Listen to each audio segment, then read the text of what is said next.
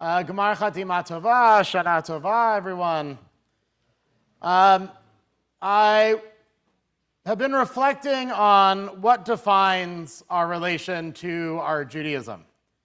For today's purposes, I'd like to suggest that for the overwhelming amount of Jewish history, our Judaism has been defined by whatever it is we have determined to be the greatest existential threat that Judaism may be facing at that particular time. And for at least 3 to 4 millennia, that is the tension between, is the greatest existential threat anti-Semitism or assimilation?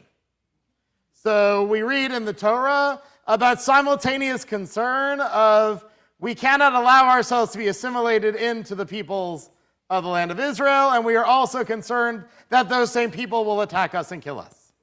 And then we have the Hanukkah story that shows up, and the story of Hanukkah is about this same tension, about one group of Jews that want to assimilate into the Hellenist society, and the other ones who are so concerned about assimilating to the Hellenist society that we get attacked by the Greeks as a result.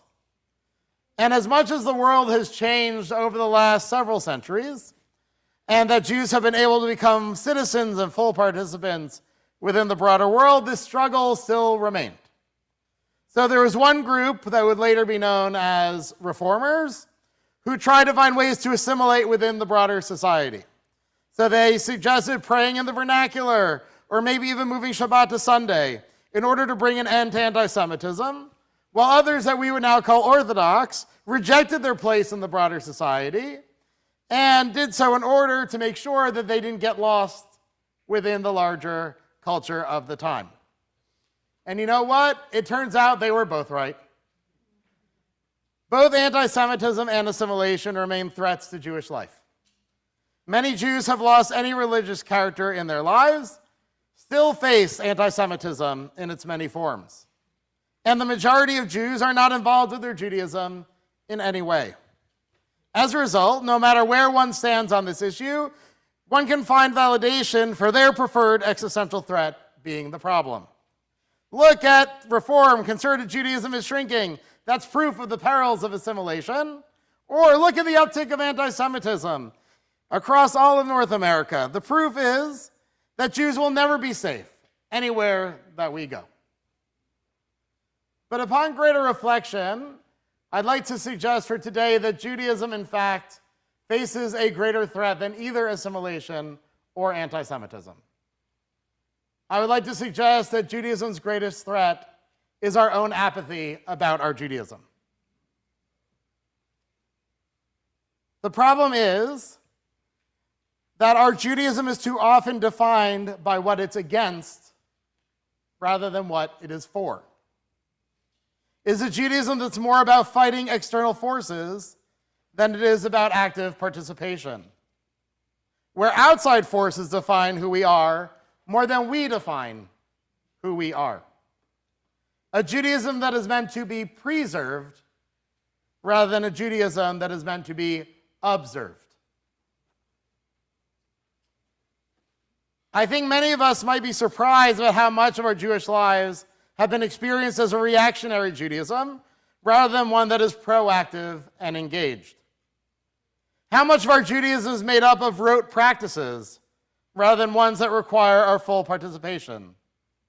In other words, how much of the Judaism that we do is about being Jewish rather than about doing Jewish?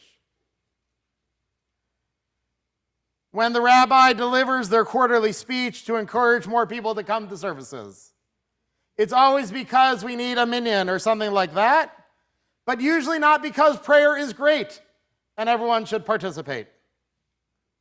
How many of the largest communal gatherings that Jews have been in response to anti-Semitic events rather than about a celebration about what Judaism is? For example, in my congregation in Ottawa, our largest ever Shabbat morning service happened what week? The week after the Tree of Life shooting in Pittsburgh, where over 500 people attended services. And I'll let you guess how many came back the next week. I first started thinking about this problem a number of years ago when I was reading an article written by a non-Jewish woman who is dating a Jewish fellow. And in order to understand what Jewish life was about, she started doing some research online about Jewish practice and Jewish holidays. If I'm going to be in a relationship with this person, it's worth learning more about the culture and the traditions and the religion that this person comes from. Following her reconnaissance, she decided to share some of what she learned with her significant other. She said, "I know you like to complain about the fasting that Jews on Yom Kippur and the stale nature of matzah. But did you know that there's a holiday that's centered around dancing and singing and celebrating the Torah?" He said, "Yes, it's called Simchat Torah." And then she asked him again, "Did you know there's another holiday where people dress in costumes, drink, and get to scream and boo during the service?" And he said, "Yes, that one's called Purim." So she asked him the obvious follow-up question. "So why have I never heard about these fun and engaging Jewish holidays? Why have I only heard about the boring services, the tasteless cracker, and the annoying fasting?" And he answered to her, "Because those are the holidays that I do." The biggest threat to Jewish life, to Jewish continuity, to Jewish peoplehood, is Jewish apathy and disengagement. We've inherited a Judaism that asks too little of ourselves, where we are passengers on our Jewish journeys rather than the drivers. We have been taught that all that matters is that someone is Jewish, and it doesn't matter what that Jewish person does. Or to put it another way, we've become much more comfortable marking the oys of being Jewish rather than the joys of being Jewish. The rabbis knew that for Judaism to continue, for it to have value to people's lives, it would need to be lived. That's why they replaced the passive process of placing the sins of the people upon the scapegoat to the more active process of tshuva, of repentance. It is why they selected the Haftarah that we'll read tomorrow. In it, Isaiah berates the Jewish people for thinking all you can do is fast and show up for Yom Kippur, and that will be enough to accomplish the objectives of the day. Are you also doing the work? Isaiah asks. Are you supporting the needy? Are you uplifting the downtrodden? The passive actions of fasting and showing up for Yom Kippur services are not enough. Doing the work, participating in the important work of Judaism is what matters. We've been convinced by centuries of anti-Semites that persecuted and killed us simply for being Jewish, that simply being Jewish is enough. But a Judaism that is reactive rather than proactive, one that is defined by others rather than by and for ourselves, will not be able to survive. We must be a people that make Shabbos rather than simply having Shabbos, one that davens instead of simply having services, a religion that is both lived and loved, a religion that calls on each and every one of us to be kidshanu b'mitzvotav, to be sanctified and enriched through the practice of the commandments.